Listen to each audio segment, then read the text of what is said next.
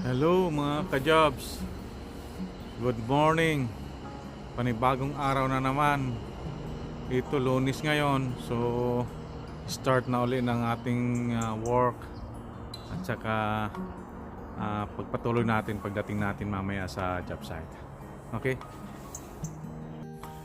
Ay nako. Maulan na araw ngayon.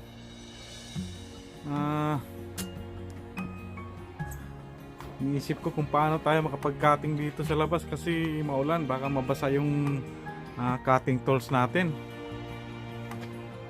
Nag-iisip tayo kung anong magandang gawin para kahit na umuulan, pwede tayong mag-cutting kasi kailangan mag-cut ng tiles eh. Sige, papakita ko sa inyo mamaya. Hello mga ka-jobs, tapos ko na pala lahat yung wall dito, yung 3-side wall na ginagawa ko. Yan, tapos na pala siya. Ngayon, ang isusunod ko ay yung dito yung mga boxes, yung mga nits, tawag yan, mga nits niya, mga nits. Yan. So, lalagyan siya ng trim sa bawat corner nito. Yan dyan. Para malinis siya tingnan. Yan. Kagaya nito yung nakabit ko na yan. Yan. Tapos paglagay niya ng grout, malinis na yan siya. Tapos dito. At saka ito dito yung kailangan ito na portion ay kailangan mayroon siyang 5% na inclination. Yung elevation niya na 5% para sa pag-down ng water dito. Bababa. Yan. At saka magkaiba ang ginagamit kong trim dito sa nits sa loob ng shower at saka yung sa labas magkaiba. Kasi yung itong sa labas ay mayroon siyang parang dito yung harang. Parang mayroon siyang barrier dito sa ito wala. Itong isa wala siyang yung barrier yan ganyan. Yan tingnan niyo. Wala siyang harang. Ito mayroon. Yan siya. Yan. Yan. Yung niya, yung ginagamit kong trim. Yan. So, hindi pare-parehas ng trim kasi iba-iba eh. Yun ang style ng ginagamit ko para dito kasi pag may harang kasi yung tubig hindi siya dito dadaloy, hindi siya didiretso pag may harang. Dito okay lang dito kasi itong kasing portion na to pwedeng lalagyan ng mga tuwalya, mga toilet roll, yan mga stock na mga kung ano nung mga stock yan. Dito kasi yun yung mga gagamitin ng mga shampoo, mga sabon, yan. Kasi lalagyan kasi ito ng enclosure. Yan, makikita niyo yan pagkatapos ng ng gawa natin. Yan, papakita ko sa inyo ang nito, yung finished product. Yung finished product niya. So, papakita ko sa inyo. Okay, at magsisimula tayo pag buo na nitong ng nets. At saka nga pala dito yung sa loob hindi na pinalagyan ng client yung sa loob nito, yung mga loob iniba. Ito na lang, ganito na lang daw ang ilalagay sa loob kasi parang na susubrahan na daw sa design yung may-ari kaya sabi niya kung pwede dito na lang daw ilagay. So yan ang ilalagay natin ngayon. Okay pa, makikita nyo rin yan pagkatapos. Saka mga ka-judge, pasensya na kayo, hindi ko pala napakita sa inyo yung pagtapos ko sa wall na to dahil nung Sabado kasi naglubat yung cellphone ko. Hindi ko na dala yung charger kaya hindi na po ako nakapag-record. Kaya ngayon ito lang tatrabahin natin. Ito yung pagpapatuloy natin pagpakita sa inyo. Hello mga kanyap. So yun nga, maulan ngayon. So gagawin natin na magtatayo tayo dito ng gazebo para makapag-cut tayo kasi hindi tayo makapag-cut ng ganito pag pag ganito yung panahon. So, magtatayo tayo ng gazebo ngayon.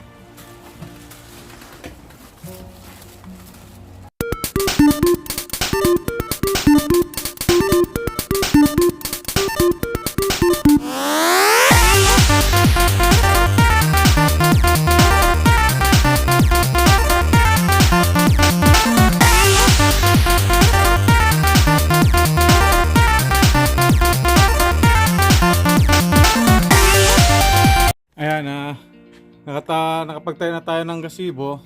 So, yan, pwede na tayo mag-start mag-cutting. Kasi hindi na tayo mababasa at saka pati yung mga toast natin. Okay? Mga ka-jobs, itong unahin natin kasi simulan natin to, tapos bago yan. Ang una natin gagawin is pagkatapos itong dito sa baba, ang dito sa likod ang susunod. Yan, yung likod nito. Pagkatapos yung likod nito, yung taas, tapos saka yung mga gilid. Yan ang ginagawa ko. Yan siya. Pagkatapos dito, una dito, likod, taas, at saka yung mga both sides na yung gilid niya. Ganon din doon sa kabila. Yun din ang yung process ng paggawa ko. At pakita ko sa inyo.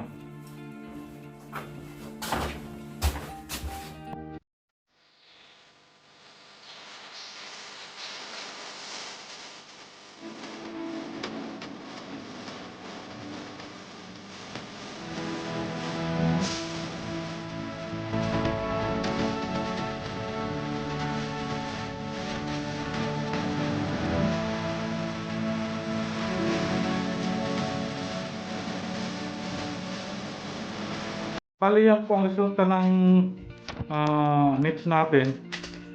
Yan ganyan. So, papakita ko sa inyo ang naging resulta.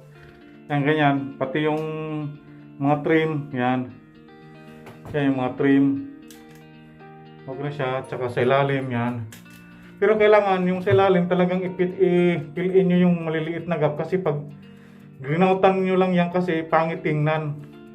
Yan ganyan sa ilalim. Yan, pati ito dito yan. Kailangan kasi talaga yung i-fill in nyo talaga yung kasi pag i-grout yan talagang makapal tingnan yung grout at saka hindi siya pantay. Kaya yan ang resulta. Okay, at least may nagpapayong ideya. Salamat.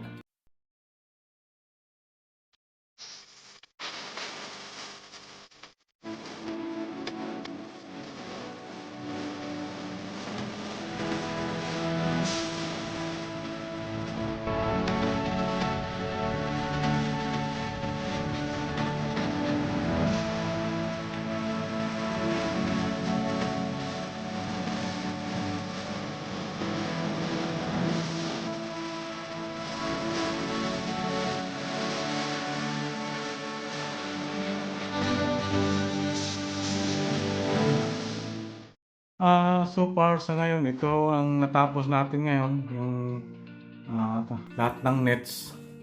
Yung mga nets boxes niya. So yan. Ayan. Kailangan kasi nakatapat-tapat talaga yung yung line. Nakatapat yung line sa kabilang dulo para maganda siyang tingnan. Gaya doon. Diretso lang siya. Yan. Doon sa hanggang sa taas para parehas siya. Para maganda kasing tingnan. Kasi kung hindi pantay, masagwa ang tingnan, kaya dapat talaga sipatin lagi yung yung dulo ng tiles sa pagkakabit. Yan lang.